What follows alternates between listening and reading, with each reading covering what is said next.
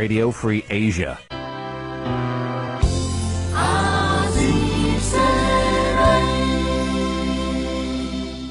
ในឯកទេសនិងសកម្មជនព្រំដែនថ្លែងថាកោះត្រល់ជាដែនកម្ពុជាមួយផ្នែកទៀតនិងជាកោះធំជាងគេបង្អស់របស់កម្ពុជាដែលត្រូវបានកាន់កាប់ដោយប្រទេសវៀតណាមបន្ទាប់ពីទឹកដីកម្ពុជាក្រោម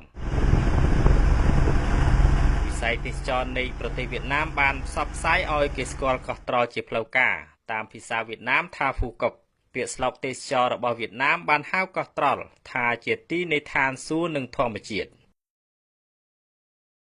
មានរមណីយដ្ឋានជ្រោះទឹកធ្លាក់ចំនួន2កន្លែងមានកន្លែងមើលថ្ងៃរះមានកន្លែងមើលថ្ងៃលិចមានឧទ្យានជាតិមានដំណើរកម្សាន្តក្នុងព្រៃធម្មជាតិមានឆ្នេរកម្សាន្តរហូតដល់មានក្រុមហ៊ុនទេសចរវៀតណាមខ្លះហៅឆ្នេរខ្សាច់កោះត្រល់ថាជាឆ្នេរសួគ៌ទៀតផងជាការពិតកោះត្រល់តាក់ទាញទេសចរពីជុំវិញពិភពលោកអ្នកទេសចរនិងអ្នកជំនួញមកពីលោកខាងលិចមួយចំនួនបានពេញចិត្តហើយពួកគេបន្តរស់នៅលើកោះរយៈពេលវែងអ្នកខ្លះប្រដូចកោះត្រល់ទៅនឹងនំមួយដុំដែលអ្នកណាក៏ចង់បរិភោគពួកគេបានបង្ហើបឲ្យដឹងថារដ្ឋាភិបាលក្រុងហាណូយបានចំណាយប្រាក់ចំនួន$1000 លានសម្រាប់អភិវឌ្ឍកោះនេះជាក់ស្ដែងព្រលានយន្តហោះអន្តរជាតិមួយកំពុងត្រូវបានស្ថាបនាប្រជាពលរដ្ឋខ្មែរមួយចំនួនដែលបានទៅដល់កោះត្រល់បានអង្គុយសម្លឹងគួយគុនមកក្រុងកែបនិងខេត្តកំពតដោយក្តីស្រណោះស្ដាយកោះដែលរបេះពីដែនកម្ពុជា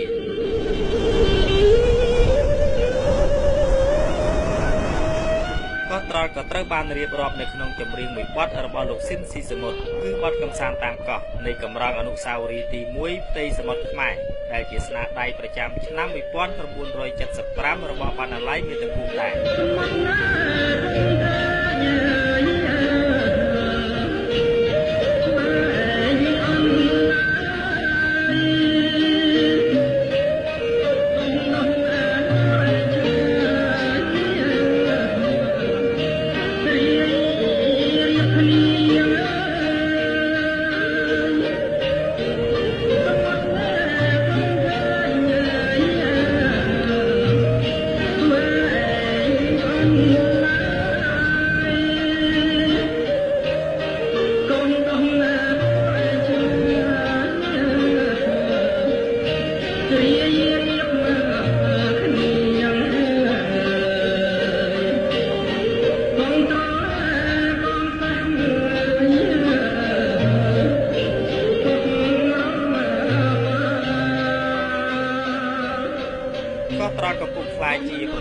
និងជាបញ្ហាដ៏ចម្រូងចម្រាសដែលនាំឲ្យមានវេទិកាឆ្លើយឆ្លងគ្នារវាងគណៈបកកណ្ដាលអំណាចនិងគណៈបកប្រឆាំងព្រមទាំងអង្គការសង្គមស៊ីវិលមួយចំនួននៅកម្ពុជា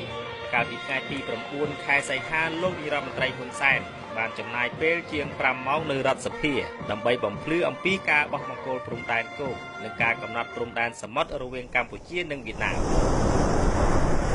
សែនថ្លែងបញ្ជាក់ចំពោះសំណួរថាតើកោះត្រល់លែងជារបស់កម្ពុជាតាំងពីពេលណាមកដោយលោកអះអាងថានៅឆ្នាំ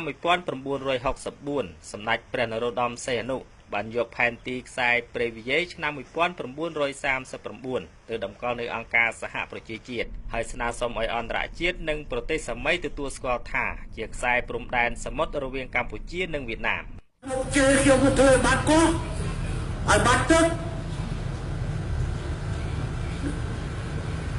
វាតតែកេងចំណេញខាងនយោបាយ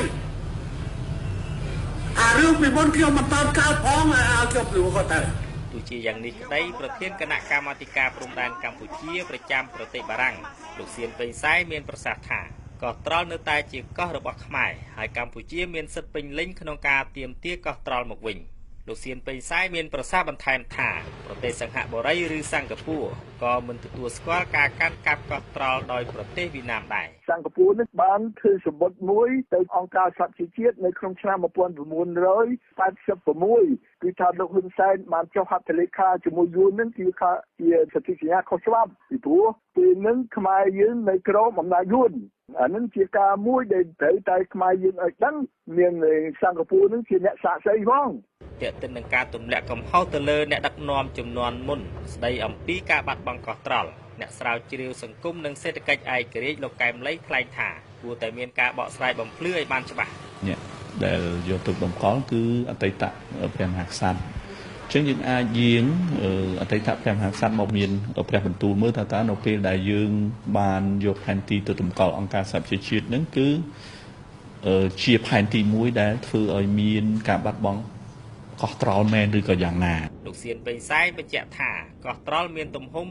540គីឡូម៉ែត្រក្រឡាគឺជិតប៉ុនប្រទេសសិង្ហបុរីដែលមានផ្ទៃដី581គីឡូម៉ែត្រក្រឡាហើយដែលជាប្រទេសអភិវឌ្ឍមានកិត្យានុភាពល្បីរន្ទឺពាសពេញពិភពលោកកោះត្រល់ស្ថិតនៅចម្ងាយ5គីឡូម៉ែត្រពីកោះសេះ15គីឡូម៉ែត្រពីឆ្នេរសមុទ្រខ្មែរភាគខាងត្បូងនិង45គីឡូម៉ែត្រពីខេត្តហាទៀងប្រទេសវៀតណាមខ្ញុំបាទតែនយុទ្ធជាវិទ្យុអាស៊ីសេរីរាយការណ៍ពីកោះត្រល់